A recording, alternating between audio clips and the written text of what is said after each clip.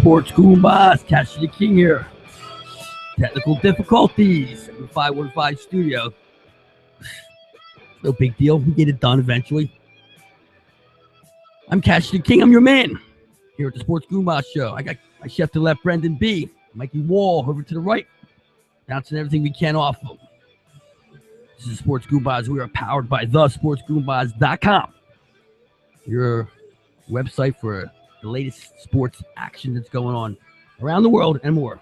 Give us a call, 267-563-2893. It's the Sports Goombahs hotline. Check us out on Facebook, Twitter, Instagram. In Texas, you don't have in Texas if you don't want to call in. That's no problem. Brought to you by BZ Group Insurance. Give my man Brian a call, 1-800-431-4834. You got problems with your Obamacare, this guy will get you in the right directions. 800-431-4834. Check him out at bzigroup.com. Also, Apple Public Adjusters, 215-783-1282. Damage to your home from the recent snow, ice, freezing pipes, give them a call. They'll get you paid from your insurance company. It's Apple Public Adjusters, 215-783-1282.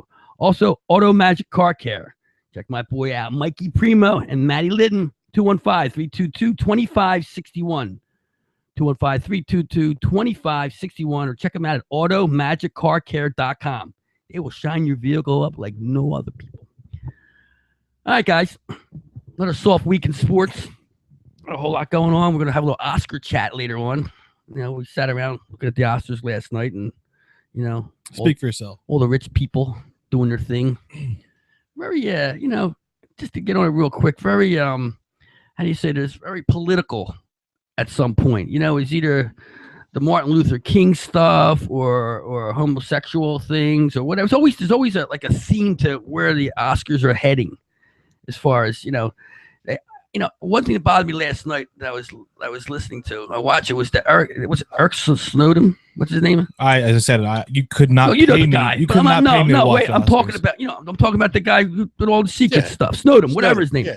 So evidently, there was a movie had something to do with him, and they get up there and they won something. I don't know what best director. I forget what it even was. Could have best movie. No, it wasn't best movie. Birdman won best movie. Anyway, they get up there and my list. Then they start talking about it, like they're promoting this guy, because he split the country with all these secrets. And at one end they're promoting him there, and then they're making fun of him out in the audience. It's back and forth. It's very political. It's like bum rush the government and then don't bum rush the government. You know what I mean? They don't know who to blame for what. I thought movies were entertainment. And that's what it was all about. And I know the Oscars are bigger. Was that the Imitation Game? Is that what it was about? Was that about him? I don't know. They all seem the same. The actors all look the same. All the dudes look the same. All the actors like the same. Well, they don't look. I mean, like, come on. But the guy's up for best actor or what? You got Michael Keaton and Bradley Cooper. I don't think they even. Well, no, that's not what I'm talking about. I'm talking about all the newer actors. They all look like that Chris Pratt dude that you like. They all look like him. My man. It's the same. He was there. He came up there. Of course, he was there. He's an A-lister. A-lister. Is he just bumbling and rumbling up there, staring at it? It's the girl he was with up there. I forget who he was, but he was like his wife is Anna Faris, right? Yeah. I don't know. His wife is Anna Faris. Yeah, that's too much information about Chris Pratt. What's the other guy's name? The other Chris? Chris Evans. Chris Evans, Chris Pratt. He was probably there too. Yeah, my two Chris's. He was out there clapping and, Who was the guy? Who was Doogie Howser ran the show there last night? Mm-hmm. Neil Patrick Harris. MPH. What was he? He was running around in his underwear. But you know what? You say Doogie Howser, you're showing your age because that's not what he's known for now. No. He's a what do you call it? How I Met Your Mother. That's what he's known for now. Yeah. And it's funny on that show. He's a boozer and a womanizer, right? Yeah. I think. I never watched the show. Did you see it last night? No, I didn't. Okay, you didn't see it at all. I'm the only one who saw it. I was looking for some material, something to talk about. I saw pieces. I pulled up the list, and I don't generally like watching it. I used to. I mean, well, for starters, it's too long. Yeah. So I wouldn't too watch long. it. Right. It's also the movies that they nominate. I've never seen heard them. of. Yeah, Never. I right. have no interest in seeing them. You know, the American Sniper was the Yeah, big deal. Everybody I saw that and one. everybody thought that. You know, here's the thing: people thought that should have won the best movie. I didn't see it from what I hear from everybody. I saw it. It was good. I have no negative vibes from it.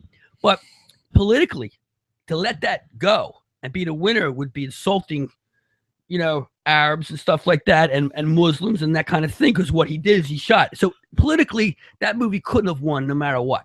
Sure, it could have. No, couldn't. They wouldn't have let it win. There's no way we let it win. It's like, well, see, I don't buy that. I think it's a cop out because no.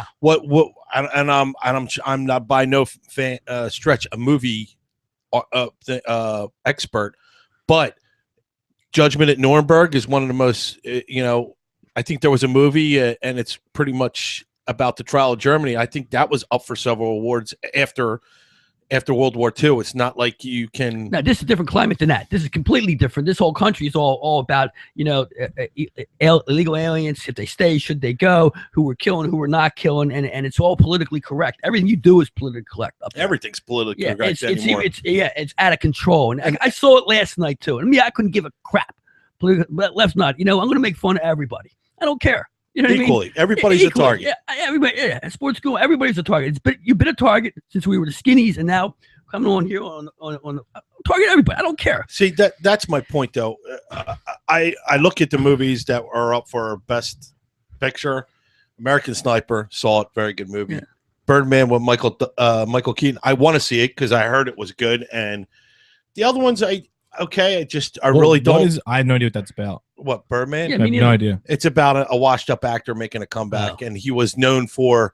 It's pretty much like, I mean, if you could think about, I'm not comparing, I don't know, but you know what I did like? That guy, J.T. Simmons, who's a character actor. J.K. Simmons. He's the voice of the yellow M&M. No, that's not. He goes back from Oz. I remember him from Oz when he was one of the inmates in Oz when that first came out on HBO.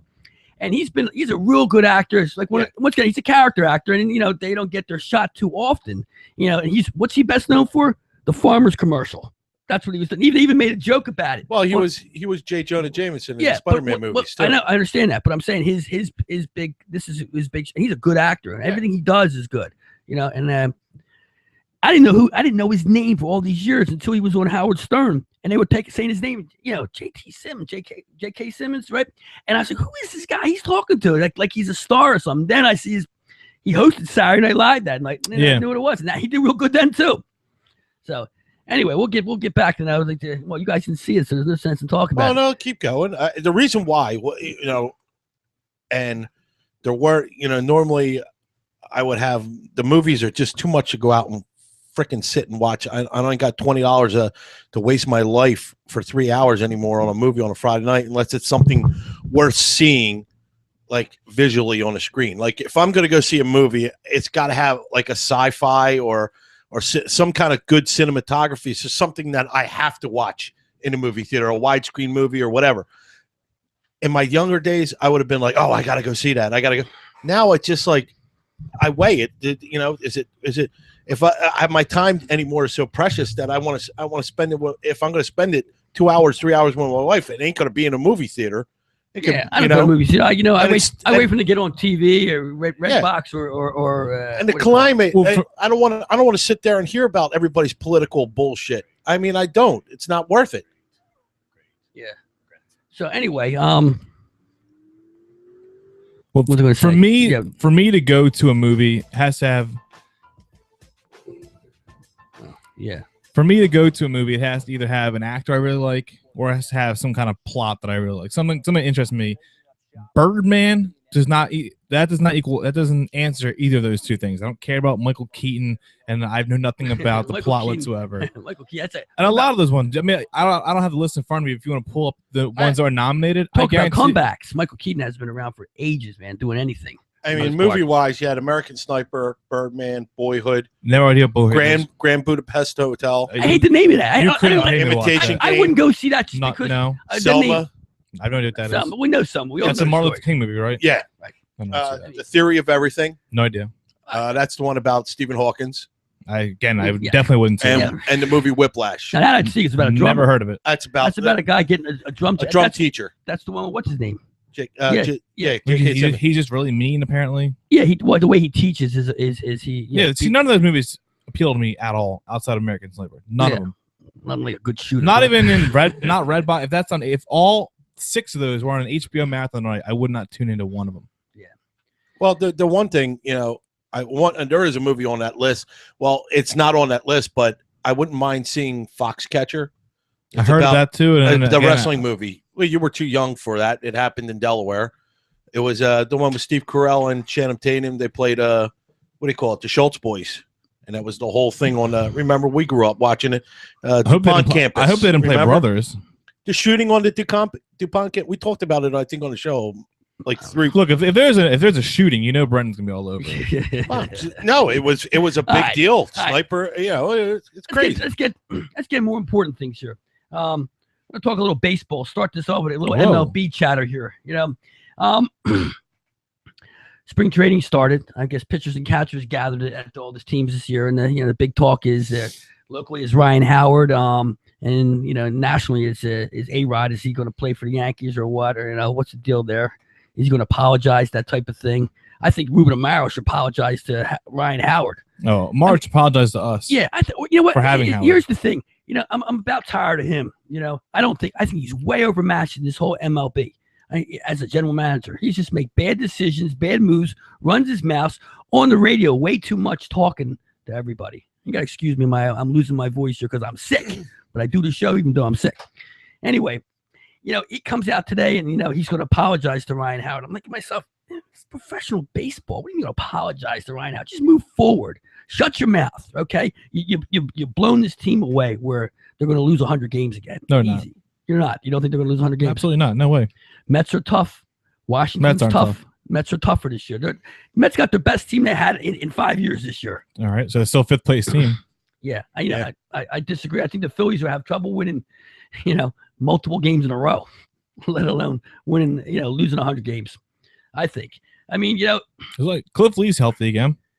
Apparently. I know. I like Cliff Lee, but he's healthy. So you have Hamels and Cliff Lee back there, and at least win 2 in a row. Yeah, but I want to see Cliff Lee. I want to see Cliff. That's if they can hit. After that, I don't know. That's if they I can want to hit. see Cliff Lee play. He's healthy. That's fine. He throws one pitch and he's down. The last couple of years have been, pretty bad for him. With that stuff. Yeah. He comes in healthy and then he goes down. The thing is that already Chase Utley's talking about, I'm going to waive my no trade clause if they want to. I want to stay here, but if they can trade me someplace where they can compete. Because when you see the climate of this team with the way Amaro's running it, as a player, you're thinking, okay, he's just playing out the stretch here. Because they're not going to compete this year. I mean, they didn't compete last year, and it seems like the same team out there. Right? What's different? I mean, you got players talking like it's going to be a good year. And Ryan Howard saying he's healthy, he's going to come back. Well, yeah, if someone keeps throwing you a slider, it doesn't matter how healthy you are, you can't hit the ball. Your health doesn't make you hit the ball the opposite field or, hit a breaking ball. And that's the deal. And, you got Brown out there, which I'm tired of hearing about him. I don't know why he's still playing baseball. Why did they? Yeah, and they released something today. It's about attitudes and we didn't gel as a team. I think it was a statement I heard on the way over. I'm like, man, wait a minute. Like, first of all, everybody on this team. I want to hear a veteran say that we're going to play like a team. I don't want to hear no name second, third year player who basically played like crap the last 2 years. What can Brown do to you? Brown could get maybe catch the ball, and Brown can get a hit once in a while instead of just standing there looking like Ryan Jr. His claim to fame is 3 months of baseball. That's what it is. Yeah. He had 3 months of baseball, and he parlayed that into an all-star game, and then after that all-star game, he was junk. They figured him out, just like they do. This is Major League Baseball. They figure you out. If you're not that good, and you be figured out, it happens, and you go. I'll still hold out hope for Dominic this year. He's still young enough to where you can't just write him off. Well, you know why? Because now he's not as good as that first half was in 2013, and he's not as bad as he's been since then. It's somewhere in the middle. But at that one point, you just have to sit there. If he goes on, let me tell you, if he goes on a hot stretch, trade him, get whatever you can for him on a hot stretch. That's what I want. I'm sick and tired. If I'm going to get stuck with these veterans, okay, trade away the middle players then, all right, or middle whatever. Get what you can for Papelbon. I don't care if you have to eat half his contract now. get what you can. Get me some prospects in here. As but- much, and I don't blame any of these like players like Hamels or Utley. If they want to go somewhere else, go. I see nothing wrong in sitting there. If my boss is not going to give me good people to work with or good people to work around, you want to sit there and work for that company? No, you don't. And that's what it is. Baseball's a business. And if they're not going to give you that, go somewhere else. What's the latest thing? Boston's got all these prospects. They signed somebody. What do you call it? A Cuban kid. Today. Yeah, Cuban. Imagine a Cuban kid playing here. It just doesn't happen. You know, they just don't. They don't do that. We don't do that. So we tried. Yeah, we got yeah. Gonzalo, Miguel Alfredo. Yeah. Well, So now they've freed up room and stuff, and they can actually pursue because they don't need certain people. They can trade away and get rid of certain people on their roster now to make room for somebody like a Cole Hamels. And they'll give up two good prospects for it or whatever. Right.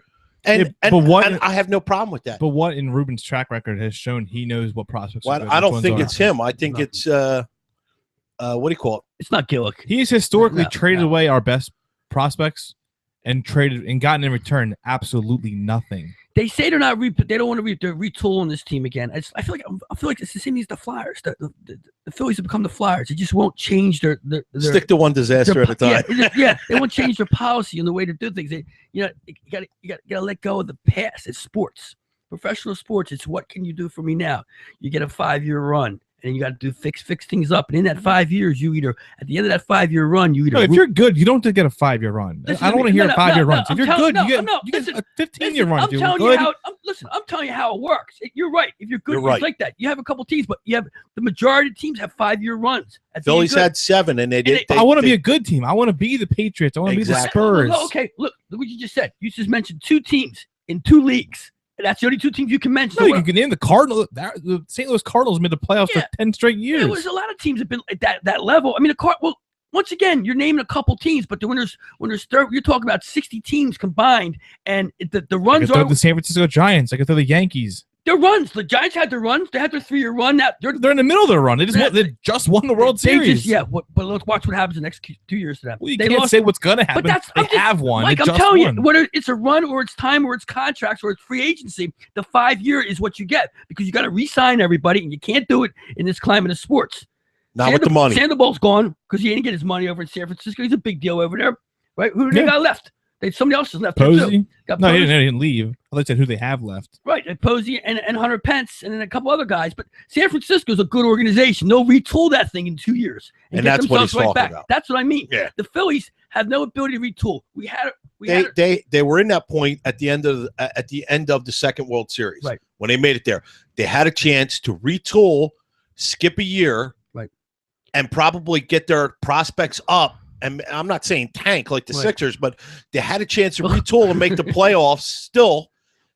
But they chose to sell out everybody, they to get Cliff Lee back, to get this person.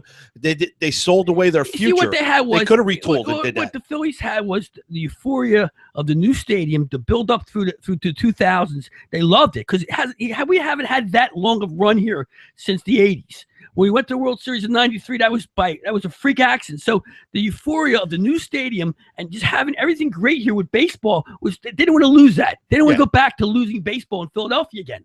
So they tried to keep it up and keep it going, like the Yankees do. But you don't have to lose it. Like they just made so many poor decisions. They kept everybody. Right. Like well, that's what I'm talking about because they didn't want to give anybody Carlos up. Ruiz did not deserve a 3-year extension. He was bad then. He's bad now. Trust me, he was Jimmy one of my Rollins favorite should guys. not have been re-signed. Nope. What they've done is to keep these players around, to keep the winning tradition, which they thought they had. They now gave up their future. Now you're looking at a team that's going to lose for 2 years now, and they're going to lose again this year, and they're not going to do anything next year. And then maybe, with trades, with Pat Gillick's in there to build that farm team. That's what he's there to do. What he did before. He's going to bring up prospects, make the right deals. I don't know why Amaro's still running this team. I don't know what in the upper because he doesn't have any more power. It doesn't matter. And I tell you why. Because it's not that it's Ruben Amar's got an ego a little bit here. It's not a matter. He doesn't get to control his ego. He doesn't have control of He stuff. does. He does because the guys up top. Gillick made him apologize. I guarantee that Gillick's the one that said go apologize. I think that more of the pressure the media makes him apologize because Ryan came out and took the high road. Said, whatever, I'll just do it with my bat. You look like you've seen a ghost. That's what Howard said. But yeah, right. He doesn't care. He's still getting his $1 billion. He doesn't, whatever. He makes 10 times the money as Amaro, and he'll probably be in baseball longer than Amaro in the next couple of years. But the thing is, the higher uppers in the Phillies organization, the bosses, they're making the call here, and as long as they're not losing money, they couldn't give a crap. That's the way the Phillies always have been. Now they see the attendance going down, which it might. I mean, I know for a fact that I'm not purchasing the amount of tickets I usually do. I should, but I'm not. I know a lot of other people aren't either. So whether the season tickets get sold or not, the concessions, the whole aura of the cash made by that stadium will go down, and the hierarchy of that team will see that, and then they'll make changes. That's how the Phillies work. They've always worked that way. I believe they've seen it last year. Winning secondary. If winning brings money, they'll win. If losing completely doesn't hurt the bottom line, right? They won't change it. That's the way. That's the business it's done. It had to have hurt the bottom line because you watch those games on games. You watch those games on TV. It was 12,000. But the dough they made, a mess. Still the team this team. I know a lot of people who buy tickets, go out there and watch 5 minutes of the game. They eat, they do it. It's a day out. So one thing about baseball, you don't have to be good to get attendance because the game itself it's in the warm weather. You go out there, there's things to do, there's food to eat. You walk around the place. It's a day out. It's unlike football where you're talking about. But it's still not the same way it used to be. What do you mean? There's half the attendance than there used to be. Yeah, I understand that. Oh, winning does something. They're never gonna have nobody show up. But instead of the days of 45,000 Monday, Tuesday, Wednesday, Thursday, Friday are gone right now. Yeah, because winning breeds company. I mean, come on, that's the whole line, and that's what the Phillies kept trying to do. They didn't want to go back. That's my point. Is that the bottom line had to be affected last year. Absolutely had to be. But the thing is, this team doesn't want to. They don't want to feel that. They're feeling it because it's happening to them, regardless if they want it or not. Because that's just the way the team is built right now. But they really wanted to. When it came out of 2011, 2012, they're trying to maintain that. And they couldn't, and they thought they were. They thought that by we're going to win now, and because we have so many high name players, they expected everybody to play to their potential, and they didn't. It's a combination of awful moves, and they did have some bad injuries. They had, Cliff Lee and Roy Halladay and Ryan Howard. These are Chase Utley's always been banged up here and there. Multiple. Ruiz missed half a year, something like that. I mean, everybody's but that's what happens when you're 34 years old. Yeah, as when you have a whole team of 34-year-olds, that's going to happen. Look at the teams that are winning. They got young teams, young players. I mean, it's with the steroids done and everybody being watched. The old guys can't keep up anymore with the young, and it's starting to come back around again. That's all. Simple enough. It's just the way it is anymore. I mean, the day I can't think of a player, so I have to go back to maybe. Well, I don't want to blow it out because there are a couple of pitchers, but when was the last time you saw somebody play into their 30? I mean, you go back to before we were born, you had people like Satchel Paige came up and he was a 38-year-old rookie of the year from the Negro League. Yeah. But you don't see that anymore. Players did play. Negro Leagues. I mean age groups of people breaking in and staying and playing that long. They actually hang in there that long. I'm saying through the 90s they were. Well, I mean, they still are. Unmedicated, let's say. Retired. They were medicated. Yeah. They were a little medicated in that time lane, but I'm afraid. You don't have to be. It's so the technology now and the way guys work out, they can still do it now. They can't do it at the volume they were, but there's still guys who can maintain playing sports into their 30s. That's why Jason Giambi just retired. He was 44. Right? Yeah. Oh, he was a position player and a pinch hitter. But he still had to get up every day and do the things and practice to come out there. It's a big difference. I'm 52 years old. I can't get out of bed right now. I don't even play anything but golf. So can you imagine a guy who's playing ball all the time he's not even that good at golf either. Whatever. Point being, it's a young. It's sports. Professional sports is becoming a young man's game now. Once again, it doesn't matter who you are. The teams like look at the teams that are winning. Like for instance, Oakland A's last year. They had a great young team. I rode them. All of a sudden, they make a trade at the deadline, get some veterans in there, and the whole team falls apart. Yep. Just like that. Got the Royals going all the way to the World Series. Yeah. Guys, you don't even know their names. I would say they couldn't have more than 5 guys in the whole roster over 30. Right, and that's what I'm talking about. That's the climate of sports, and the world's gonna be good this year.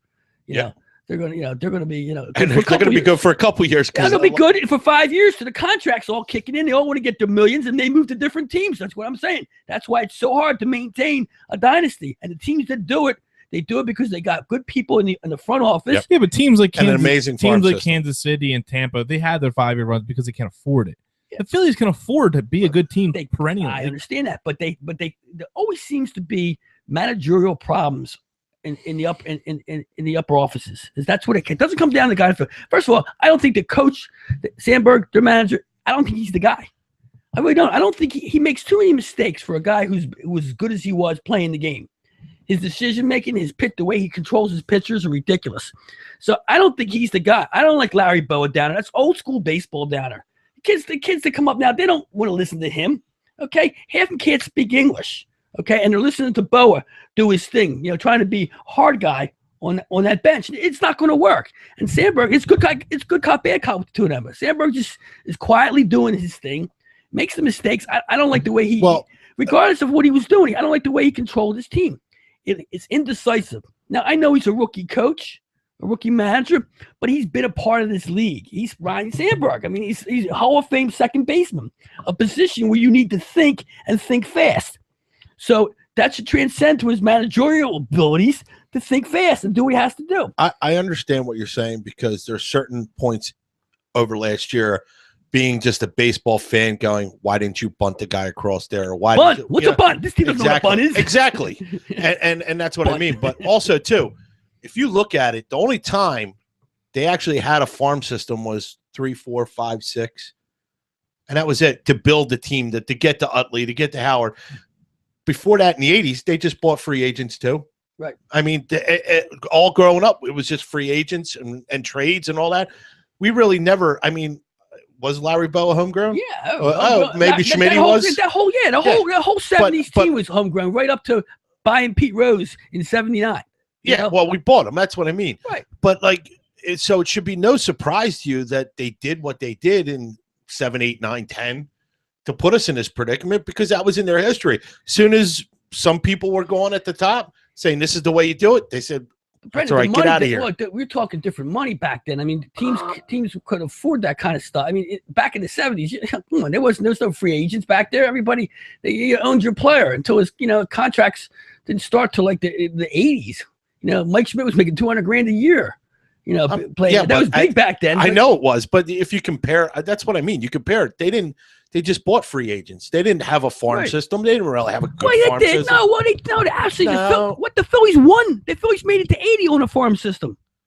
I'm telling you, after that. That's what I'm saying. Yeah, okay. In 1982, they bought the Cincinnati Reds. They did, because team. They did the same thing. Hey, it worked for us in 19. I was waiting for you to say that. Right. It worked for us in 1980. We bought it. We got back to the World Series. Almost won again. Complete different ownership in that deal. But it doesn't matter. They looked at it's the history of the team. There's no way they went back. Oh, you know what? Let's buy it again. Let's buy it again. Somebody did it. Somebody saw it. First of all, the Phillies didn't buy their last World Series. No, I'm not saying they made the free agent moves and after they won. After they went they're trying World to get Series. Back there. They're trying to do the same damn thing. Well, they didn't really buy any player. If you think about what they bought a couple pitchers. If you think about it. Okay, they bought Roy Halladay. Okay, they bought the other Roy Oswald, which was a bust. Okay, and Cliff Lee, and that's it. And you look at them three. That's 3 players in a 7-year span. How many millions is that, though? It doesn't matter. Millions, right there. We don't care about millions of dollars. You're talking about free agents, guys who were brought in from other teams to play. If you look at those teams that won, they were homegrown. That was what was so great about the Phillies' run.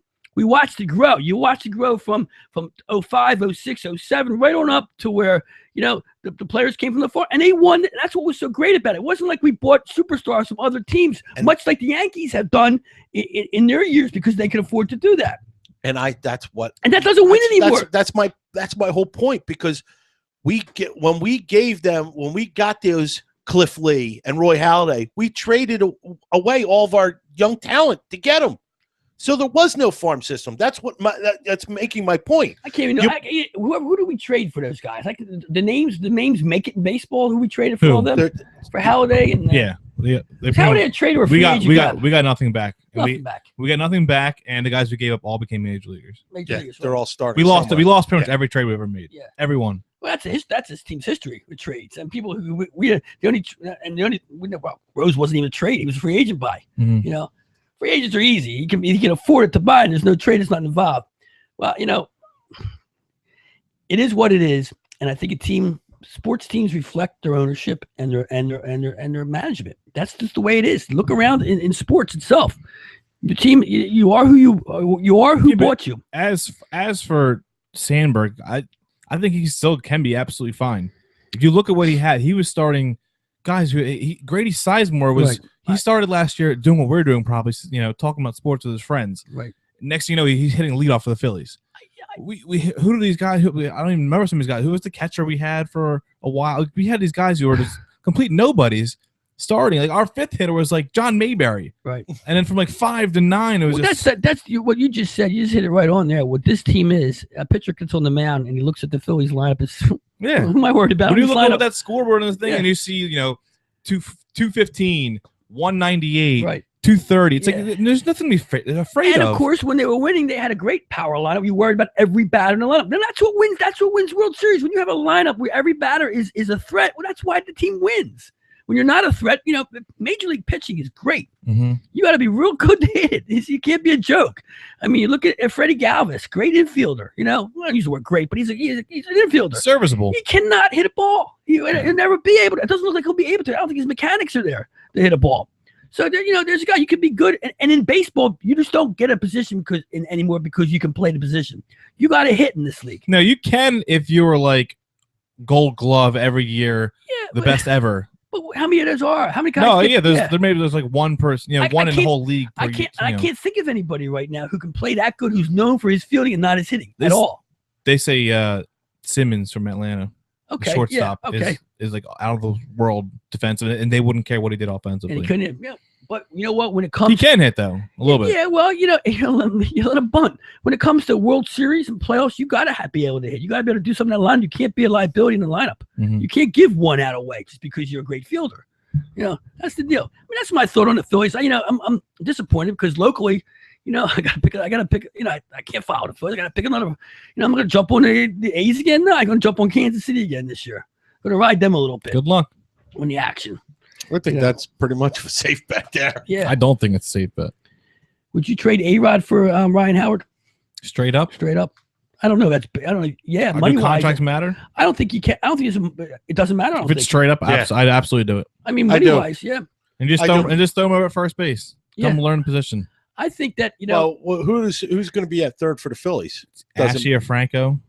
who's been at third for the Phillies for 10 Exactly. years. It's Yeah, but been A-Rod- a revolving door. Yeah, but A-Rod's not even third base in Yeah. the AL anymore. He's Yeah. basically DHing. Yeah, and you don't know what he's got left. You don't know what he's been doing. I You mean, can't throw A-Rod out there at third they base. say he looks good, blah blah blah, but who really knows? You know what I mean? Ryan Howard looks great every offseason. Yeah, right. He's lost a lot of weight. Well, he Yeah. does until you put him in a clubhouse. Listen, I 'cause don't want to hear him Why he's losing hiding weight. the potato Listen, chips on him? A weightless Ryan Howard doesn't help me. Is that going to make him swing faster? Well, if you can't see the ball anyway, what's the difference? You can swing fast. It means you'll strike. He's behind the ball. He's in front of the ball right now. Because when he's his weight's off. I'm telling you. His weight won't make a damn difference when that ball's moving. It's you do not how to hit a breaking ball, and you don't learn how to do it in your late 30s. You just not in the major leagues. No. Maybe you're playing in the minors. You go Remember back last to year, learn. CeCe Sabathia lost like 70 pounds, had the worst year of his career. That's part of what. I didn't recognize him. I remember that. Yeah, well, that was Sabathia. That was his makeup. That's what made him the power pitcher that he was. You- And you also the pitcher he's a character out there. It's part of what he does. His delivery comes from his body. It's all part. I mean, you look at a lot of pitchers in baseball. They always have a physique about them, about the way they pitched. Like Antonio Pistaro, remember him? He had that physique like you could hit the ball out no matter what. he laid those meatballs right over the plate. Charlie used to throw him literally every day, I know. daily. I think he didn't get ruined him. He didn't get a single day off Ruined in him. his entire I life. think he ruined. I mean, because he wasn't that bad when he came No, up. he was really good. when He was really good, and I think he just blew out his arm, and then he switched to, I got to get back real fast, and jumped on the stuff to get heal faster, the medications, Yep. and some of them were not over the counter good stuff. So hey, it's not like you're gonna get better with that Advil Super. Give me some of that Super Advil. Well, here's the cool thing: baseball's around the corner. It's it's not like it's the home team anymore. The way sports is on TV, and there's so many stations now. I love when baseball's around. Even if the Phillies are bad, just because you know for 100% there's gonna be at least one game on a night. Yeah. At the very least, nothing else is on. Just throw a game on. And you know what else it means? It means get me the hell out of this freezing weather, man. I don't know where we live. I don't know what happened here in Philadelphia and Delaware Valley. When did we become Canada here? Freaking Toronto. I mean, I'm talking. I feel we're tired. complaining, but just go 5 hours north. They're getting hit with like 7 feet of snow per weekend. I'll take the feet of snow over this 1 degrees, man. Where you can't even function. They're getting both. Yeah, but what my point being, I don't really care what the hell's going on in Boston. My point being is down here, living in the Northeast, in Philadelphia, Pennsylvania, this area in southern Pennsylvania, getting this kind of shitty weather is it's uncalled for. I don't want it. It has to stop. Well, I'm moving. I'm moving down south. I can't wait to move. I'm too old for this shit. 1-2 degrees in the morning. I can't get up to this crap. I got hardwood floors in the house. The house is always cold. I got the heat up to 85 degrees. I'm still not warm. Step outside. I warm my car up for my truck up for my nicely shined truck by guys at Auto Magic Car Care. I got to shine that thing up I got to start that thing up for a half hour before it can run. Freaking Ford. Supposed to run when I turn the key. Not now. Too cold. The tire's always flat too. My tire thing's always going off. Even like I air the tire. That's because of the cold. The cold air makes the once again something else I don't have to look at in the morning. Enough already. No potholes. Supposed to be 7 degrees tomorrow again. What is this? Come on. Global warming. It's global something. I'm not taking it, man. I'm telling you, the cold makes me miserable. I feel terrible. I'm not terrible enough to not do the show. That's for sure. You look horrible. Thank you very much. I know I got bags in my eyes. You look like you feel at least. Yeah, that's for sure. I'm working hard these days. So anyway, all right, let's take a break. Let's go pay some bills and Sports Goombahs, Cash the King. I got my chef to left, Brendan B. This is Sports Goombah Web Show. We'll be right back. Come on. Pushing the play button on me.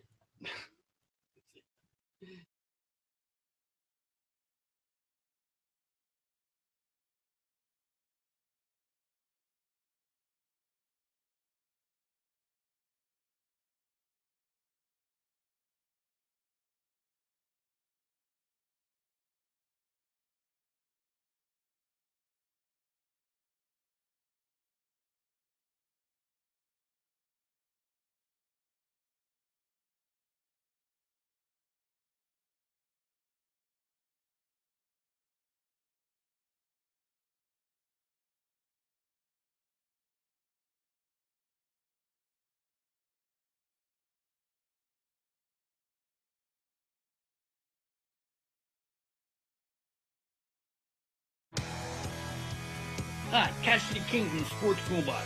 Listen, shop 344tees.com for your favorite men's, women's, and kids apparel.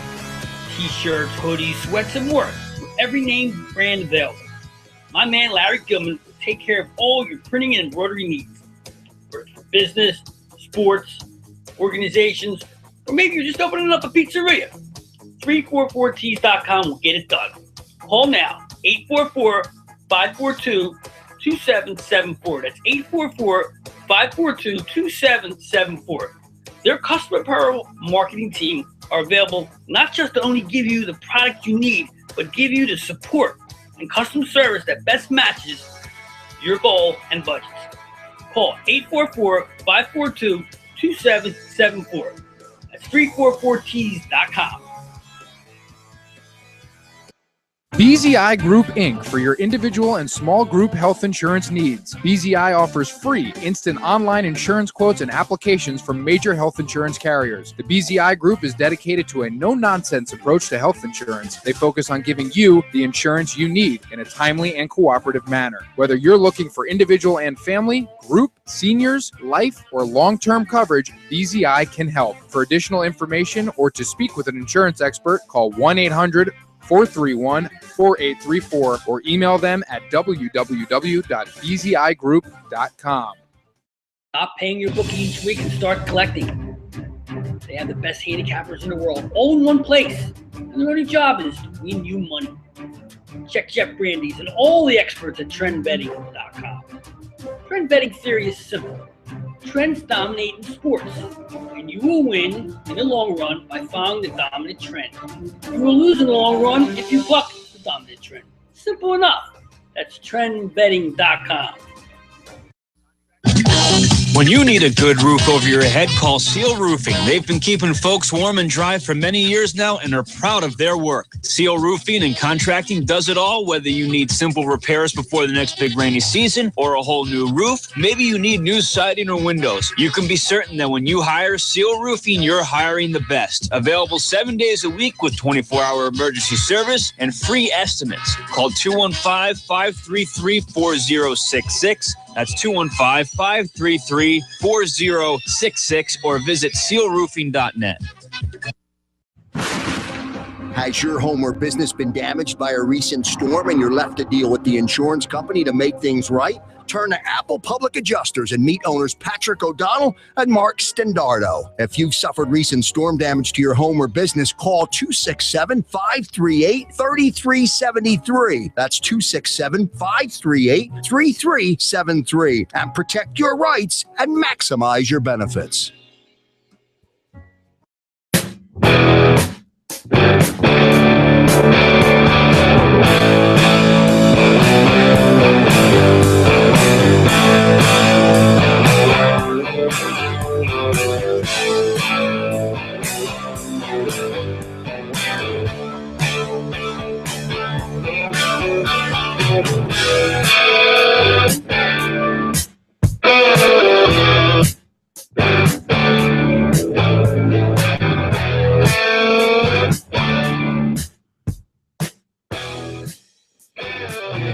Goombahs, Cashley here. Got the chef over there. Got Mike over there. Everybody's here. This is the Sports Goombahs webcast. Live from the 515 studios here in Bucks County, Pennsylvania. Freezing freaking cold, Bucks County, Pennsylvania. Snow on the ground, snow on my head, snow on my nose, snow on my nose. I can see the frost line. Yes, sick as a dog, but I'm still broadcasting because that's what I do. 515 Studios. Rock and roll. I just go to the phones. That's what we got. We got my boy Jeff Brandes. Jeffrey, welcome to the show. Well, thank you very much, Cassie the King. Yeah, what's going Good on? evening, gentlemen. Everybody there. I want to tell you once again. We're here. This is a great show. I'm glad that baseball has made it back into the fold for discussion. I was going to discuss basketball, but I have to take umbrage with what Mikey the Wall said. Go ahead. Go ahead. He said that the best the Mets have been in the past 5 years is a fifth place team. True. Last year, if he remembers correctly, which I'm sure he does because he is a very, very, very astute person over there. That's why he's here, man. I didn't just pluck him off the street because he's a good-looking dude. I plucked him off the street because he's got the knowledge of a young guy, a 27-year-old, encyclopedia of all sports. He's not senile like I am, but I do remember that the Mets walked off in the end of September in second place, tied for second place. This year, coming back, now you're talking about Cliff Lee having a big year. You know, he's coming back. He's healthy. The Mets have a problem. They have 6 starters. They have 6 legit starters. You have Harvey coming back. Harvey, yeah, I don't know, man. I hope you're going to be watching everything he does. Harvey's, you know, he's coming back off of the arm surgery, the Tommy John. Flash in the pan, that Harvey, man. He's done. Don't expect Harvey, Wheeler, or Jacob DeGrom to do anything, to budge. I hope you don't consider Bartolo Colon one of the 6 starters, by the way. Hey, wait. Bartolo Colon, they're not going to move Bartolo Colon. They're not going to move Jonathan Neese. I got to tell you something, Jeff, this Bartolo Colon, he came out, 3 years ago, he came back, all of a sudden, he fattened up. He came in there. I think, was he roiding out after a while? They nailed him, didn't they? I don't know. He's been around so long, it's hard to tell. But he's still throwing stuff, He's killed me on some games I've been on, man. I never go against him anymore. Forget about it, man. I started going with him after a while. thing is when I Now, went with for the them- record, I didn't say that their best finish was 5th place. Right. I just said this is a 5th place team. They have, I mean, yes, they did finish in 2nd last year with a losing record because the NL East was awful. They haven't won 80 games since 2008. So it's not like I'm way off base by saying they're a bad team. I kind of liken it to a horse that's been a little short. You know, he's coming back, or he's getting ready. He's coming to shape. You know, and he phased the last 16th of a mile. I think the Mets are going to be real tough come October this year. Their starters, I think their starters, if they all stay healthy, are fine. But the rest of the team, I mean, Lucas Duda and Juan Lagares, Daniel Murphy, Wilmer Flores. Yeah. Granderson's done. I think they got Mike Adaya is on the team now. John Mayberry's on the team. Just names. You got David Wright. Yeah, but Wright's. Let me just I'll prove my point, and I have to say I know you have your problem was with Mikey DeWall, but I agreed with him. They're a 5th place team. In fact, everybody after the Nationals is a 5th place team, Right. because if you look at the standings from last year, 17 games back, the Mets and the Braves, and then Miami was 19 back, and the Phillies were 23 back. So everybody was at least 17 games off the lead. They're not even 80-win seasons, so they're all 5th place teams after the Nationals. Right. It doesn't really matter. I'm not saying the Phillies ain't 5th place. They might be tied for 5th place. Who knows? But they're right at the bottom of the shit pile there too. I think that they're going to be much improved this year. You talk about Wilmer Flores. I think Wilmer Flores is a ball player, and he's going to be given the opportunity, and he's going to either prove you wrong or me right, or both. I do like Flores, but he's not going to make you into a playoff team. At least not yet in this point of his career. I think he's going to be hitting a lot better than you're giving him credit for. He's a major league hitter. And so is Daniel Murphy. He's not a major league fielder, but he's a major league hitter.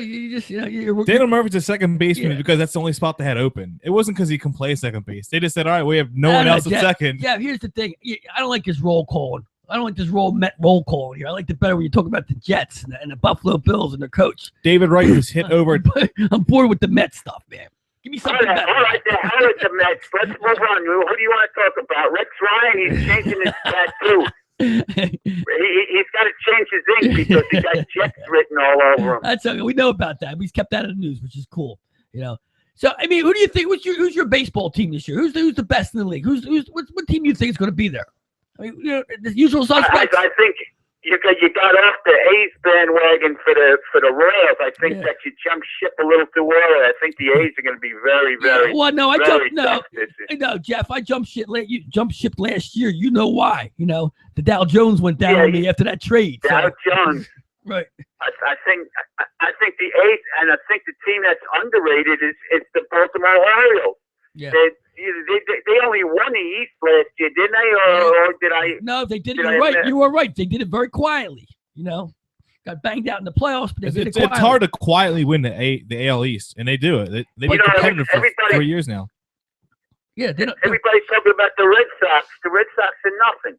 They're always something. They're always up there. They have name players or no name players. They didn't win for 40 years, but they're still up there. Yeah.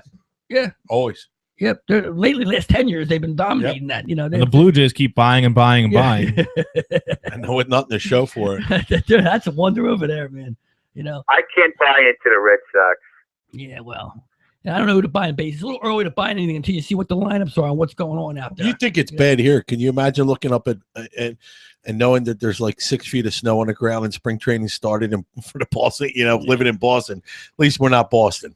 Well, they don't practice in Boston. I know, but it doesn't even not even close to feeling like spring. They just won a Super Bowl like 3 weeks ago, so I think they're fine. I think they're Boston's they win something every other year. Whether it's whatever sport it is, they're up there doing it, man. That's one town that they got enough. You know, they got enough titles around there to, you know, fill everybody's mantle. I mean, come on. I like Seattle. I like the Mariners this year. That's you know what? It's funny because they were a tough team last year. I was on them. They were run scorers. That's what I liked about them. my underrated team for the year. They needed some pitching last year because they were in a lot of high scoring games. The Mariners. Well, you know, Who's your underrated team? Seattle. In fact, I think the Royals were my underrated team last year. I don't recall that, but okay. I know, I really do. Yeah. I think the Seahawks and Seahawks are done, buddy. They're done. Their quarterback's done. Their team, their coach is done. They're all going to go the way of the Supersonics, man. They wind up just like the Seattle Supersonics. Yeah. Seattle's run's done. Done. The coach is done. He's still not right after that Super Bowl, by the way. He's still shaking.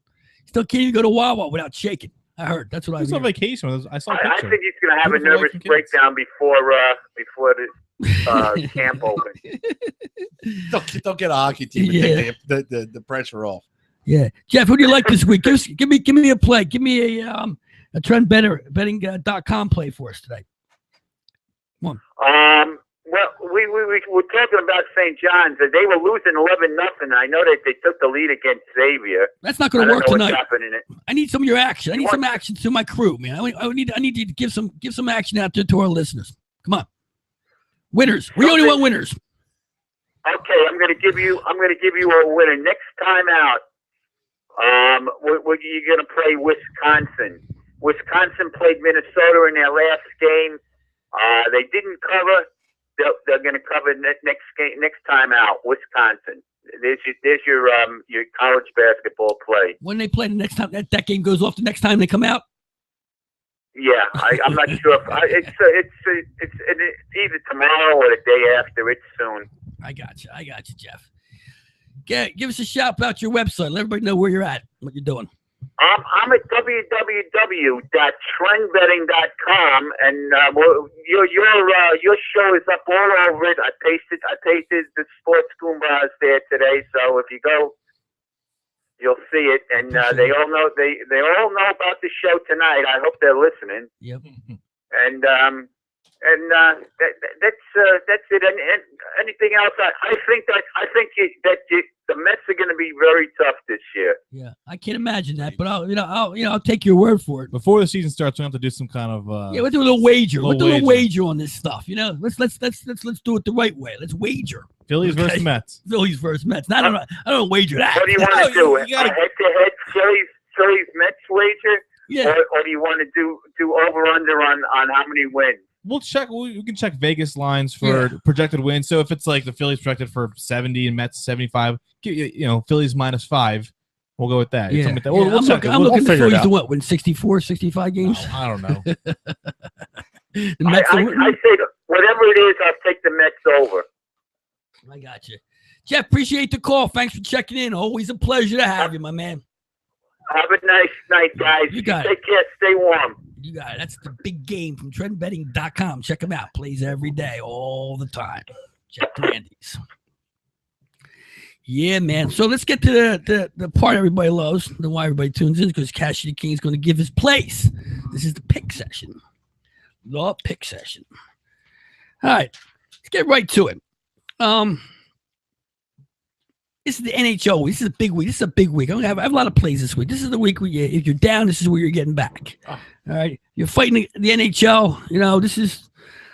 This is it. I have a week that I love. I love this week. What do I love? I love this week. And I'll tell you why. Because it's the pick session. The pick session is brought to you, our crew there at Auto Magic Car Care. All right. They represent us with the pick session. Give them a call, 215-322-2561, or check them out at automagiccarcare.com. All right. Tomorrow, I have 3 games I like, and I'll tell you why. Of course, the Dow Jones Nashville Predators, which I wrote them last week. We got a couple wins. I stayed off in one game. I was actually off them the other day against Buffalo. I didn't like the line. Too much money to wager in Buffalo. Although Buffalo stinks, some reason I didn't like the game, and I was almost right until the last minute when Nashville scored and tied and then ended up winning it in overtime. So I was wrong on that one. Tomorrow I got 3 games I like. Colorado's coming into Nashville. -185. That's gold right there.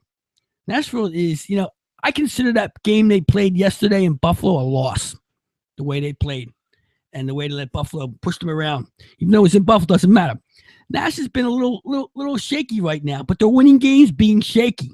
and that's the sign of a good hockey team and a good hockey coach. So I like them. I laid a 185 tomorrow for Nashville over Colorado. The other game, too, is my other team.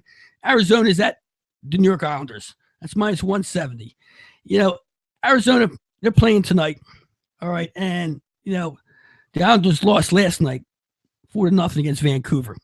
I don't see Islanders losing 2 in a row too often. High-scoring team.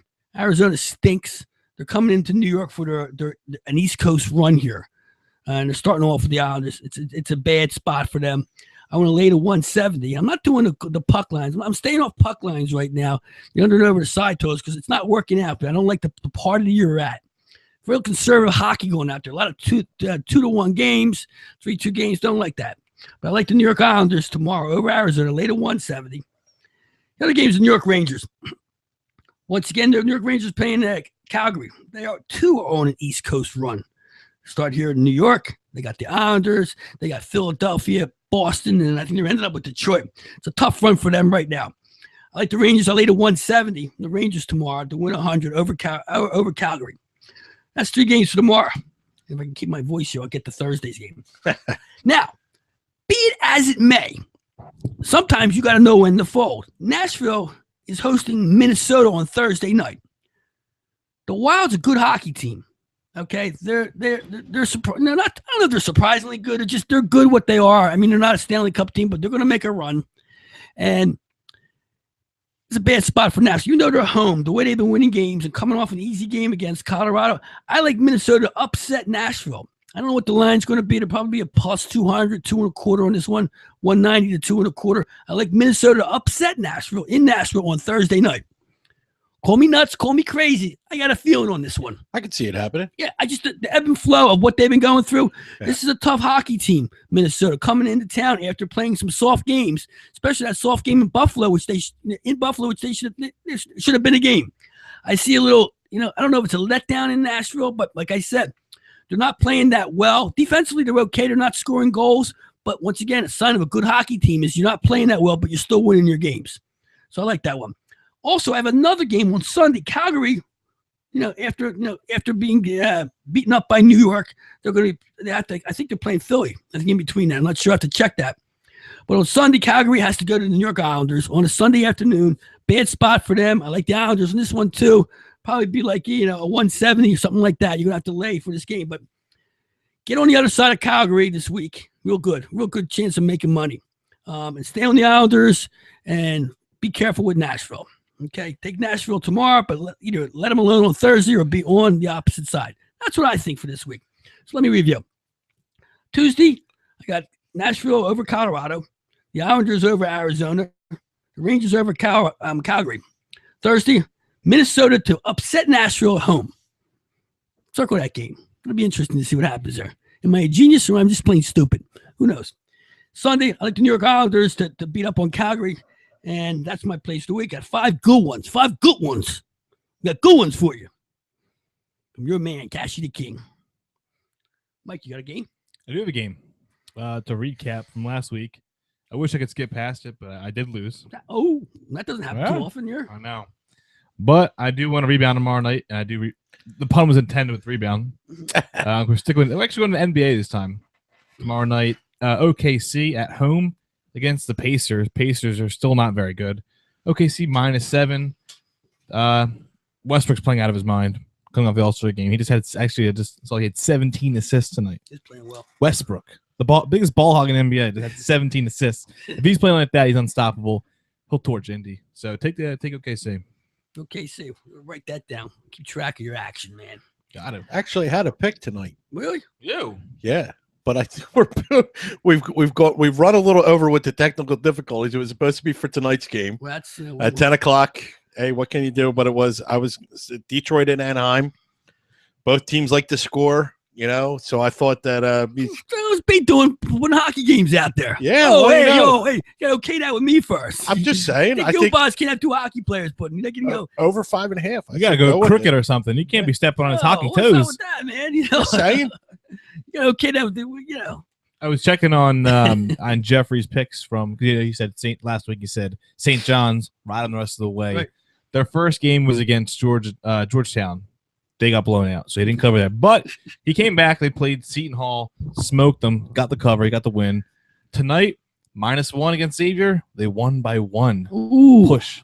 Yeah, at least he knows what he's talking about. Okay, They were just That's up for sure. 3, and then Xavier hit a shot. So I know Jeff a couple years now. He's real good at what he does. He's one of the best guys out there at pulling out games.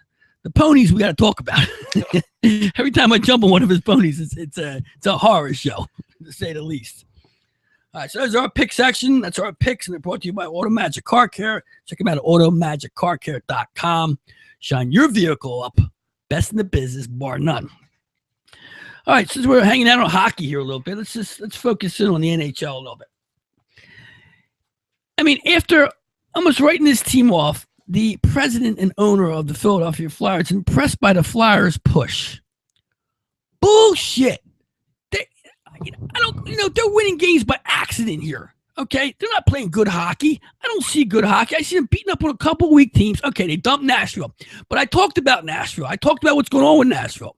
Okay, they're not playing that well right now, but they're winning hockey games. That's the last game they lost. All right, but the hockey's like that. You get that just because you can't stand the fact that the Flyers are fighting for a playoff spot and they're talking like this team is improving. I mean, how could you be impressed with the push the Flyers are on? They went from being a team that has to contend for a Stanley Cup to being impressed because they're putting a push on just to make the final spot. That's what we talked about the last 2 weeks. And we predicted that you guys were going to react like this, didn't we? Yep. We did. Yep. And it's a sad state of affairs. In fact, I think the Flyers are so damn unpredictable now. I would say, there's a couple times they burned us by being goofy on a show with the picks. So stay the hell away from them because they're like the mush now. Right. They're the mush for us. You're not going to win on this team either way. Yeah. You're not going to be on the winning side of it. And they're not going to be good enough.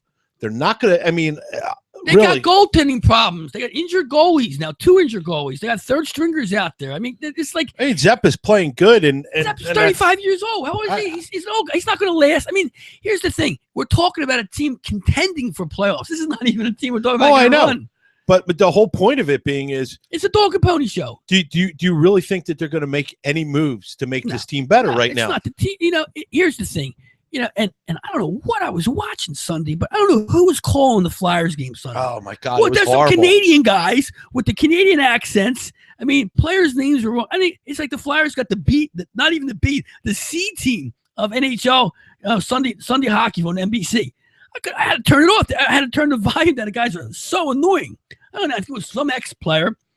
I mean, they were really, they stumbled. What was the thing? Bad, man. One time, I do believe, and I think Mike Missinelli tweeted about it. One time, Plymouth Whaler. They're naming people's farm teams. Yeah, that's where you get ridiculous. That's Canadian hockey. That's how Canadian announcers are.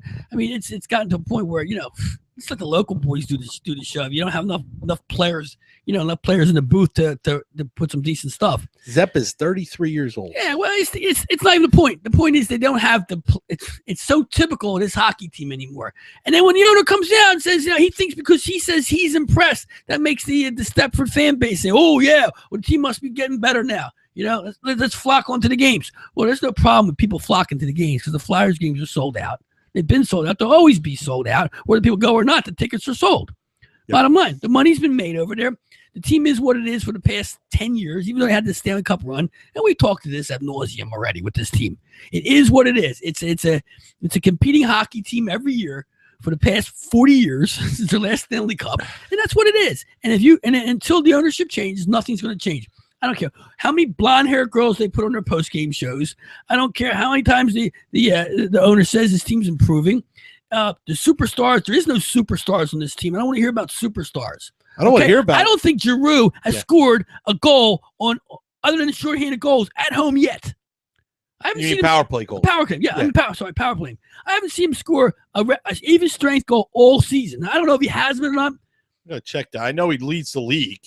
In what, power play goals? Power play goals. Yeah. Enough. I mean, I think the power play is ridiculous anyway. It doesn't ever make sense to me in hockey. The guy goes off the ice. And when they score power play goals, they Can you imagine if they had that in other sports? You get a holding call on offense, you got to play a 10 on 11 for the next play. Yeah, right. Or you get to baseball, you got to take one of your fielders out. I never understood that. To me, and it makes such euphoria over power play goals. like a team always leading team in power. Well, of course you're going to score better. You're a man advantage. It's, to me, scoring shorthanded or scoring full strength is what the game is all about. But that's just hockey. I mean, once again, we're at a sport where the two guys get to square off and beat the crap out of each other. So that says everything. With that being said, I'm a hockey fan. I like the sport. Always did. Always liked the sport because, it's brutal on ice. That's what it is. Bottom line. Well, you like it. You like and you it grew for up. some, We grew. yeah. I like hockey because we grew up in the Broad Street Bully eras, and it was cool to like this team. They were You fun did. to watch. Yeah, I did. Right. So I grew up in the 90s. right. So in 80s general, and 90s. that's the hockey. I mean, when I was a kid, there was no hockey here. What happened was Coca-Cola came out with these skates. They were called Skeelers. They were like inline skates before inline skates came out. They were plastic skates. They represented this, and I remember having a set of those. And my next door neighbor came home with hockey sticks. This is like in 1970, 71. And we were playing this. We didn't know what the sport even was. We had the Quakers back then, right? Right. We didn't know what. As a that's team. how hockey came into us. That's how it was, and it just developed into that. And then with the reputation of the team, it was fun. It was like watching WWF on ice. That's what it was. And back then, wrestling was something we all still believed in the 70s. At that time, we thought wrestling was real. Oh, yeah. It was a good show back then. So with that and the fighting and hockey, everything, was perfect for the city of Philadelphia. Problem is, we still believe that now with this hockey team. We're still talking about fighting. The biggest thing that happens at a stadium is when two guys square off. And now it's choreographed. So it's not even like real fighting anymore. Yeah. It's a joke. Sad. Yeah. No. Well, you look at it and you're talking about superstars on a team, and I'm just like quick looking up like where we stand. You got like Ovechkin and Nash, they're in the 30s. You got several people in the 30s. Right. The first one you get to that's even as a flyer is Wayne Simmons at 24. And do you look at Wayne Simmons? I like him, but he's a trash man. He's basically like your Tim Kerr was in the 70s. Yeah. But he's not as good as Tim Kerr. He's a good player for a team that's winning it, and they have that extra player, that type of player, that second line player. That's exactly what he is. That's a second line player. He's wasted on the Flyers. He's a good second line player, and here he's carrying the load on a team where you have supposedly big names like Claude Giroux and Voracek. Right. And Voracek is been up there in the league because of assists. Let's face it, just assists. Claude Giroux was got 17 goals, maybe. I don't even know. He's not even on the top 50. Most overrated player in hockey. Most overrated player. I watched him the other day, and he was just shooting wide. Enough of this wide shooting. They can't hit the net. I'm talking open shots, open one-timers, hitting the net up top, hitting the glass. I don't understand why these guys, they're the pros, they're the best in the business. They can't put a shot on goal. And I can't believe I was crucified when I said trade him 2 years ago when he had that hot run. Yeah. Get rid of him. Get more better prospects. You're going to get something for Claude Giroux. And I don't give a shit if 2 years from now he wins the cup like Richards and what do you call it, Carter did the party. But let them have their fun. That's fine. I don't care. It does nothing for me. Right. He's doing nothing right now. Get rid of him. Get what you can for it. Same deal. Same. That's the same thing with the Sixers. We're going to talk about the Sixers trade soon, right? Yeah. Same with any sport. Yeah. If Rollins, I don't care if Rollins with the World Series. No. He was going to win it here. No. So that's fine. And we're not getting anything. We're not getting anything for our return on Claude Giroux right now. Right. We are getting what we expected out of Wayne Simmons. We're actually getting more out of what we expected from Wayne Simmons. Wayne Simmons was supposed to be a 20-goal scorer. He's already surpassed that. All right. If he hits 30 by the end of the season, oh my God, he's probably our best scorer in the last 2-3 years. There is no natural goal scorer on this team. They're all trash men. And there's nothing wrong with a trash man. There isn't. He's your second or third line guy. Give me some kind of sniper. Right. It pissed me off that game on Saturday, and I don't know about Sunday. Why the hell did Ronaldo even dress? Yeah. Are you telling me? I was tired of Ronaldo, man. It's like, and I understand. I've been watching because I know a lot of people are down on him. I'd rather have Vinny LeCavier in that game because at least I know he's got a hell of a shot. he's probably the only true goal scorer we have on the team, natural goal scorer, even though he's old and probably signed him to a bad contract and we're stuck with it now. That's fine, but I'd rather have that than Zach Ronaldo getting in a fight, glass jaw Ronaldo, and he goes down with one punch or whatever, and it costs you. All he does is cost you penalty minutes. He's not doing anything for that team. It's when I see him out there, I cringe. What bad penalty are we going to take next? Right, that's what he does. And I don't know why. Why the hell do the announcers? They love him. They love him. Here comes the Z train. You can actually give this clown a name. I mean, really. I don't know. NHL, hockey in Philadelphia, it's the same. It's our same conversation all the time. And each year we just end up talking about the same thing over and over. Nothing changes. Nothing changes. Did you watch the outdoor game of San Jose and no. and LA Kings? Great game. Yeah, great sure game. Was. Great game. It came to West. How do you have an outdoor game out there? It's in San Francisco. Technology, man. Dude, it was in San Francisco, San Diego. It's cold. It gets cold at night. It gets cold at night. Yeah, it's steamy. Very steamy there. Yeah. They had a hockey game in Vegas during the day, okay, an outdoor game. Vegas. Hockey games in Vegas now. Yeah, I mean they did for the minor league game. Hockey games in the desert. Minor league hockey game in the desert. It's nothing. You ever heard of dry ice? Simple. I'm sure it's a hotbed of hockey fans out in Vegas. Dry ice. It's not but that was a good game. I like seeing that West Coast stuff. Exciting.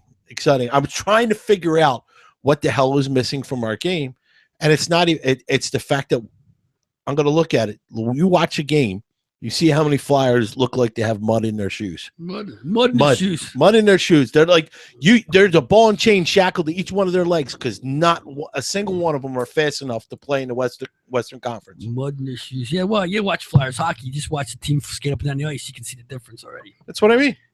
NHL. What are you going to do? Tell you what, you wait for the Islanders in Nashville at the top, along with Anaheim and Chicago. There's your 4 teams. And maybe a little Detroit. I was just about to say that. Detroit sneaking and creeping in. Yep. And St. Louis will hang in there, but they won't do nothing. I want to switch up to a little stupidity. Okay. The NFL combines. It's on. The whole thing was on TV. It's almost like a game in itself. I'd rather watch the Oscars. Yeah, I watched this Marcus Mariota, which is the people's flavor here in Philadelphia. Everybody wants to get this guy because he's our quarterback. He's our man. He can't do it. No one can. And then you watch. I listen to this to Jameson Winston, which quite frankly, I would never draft this guy.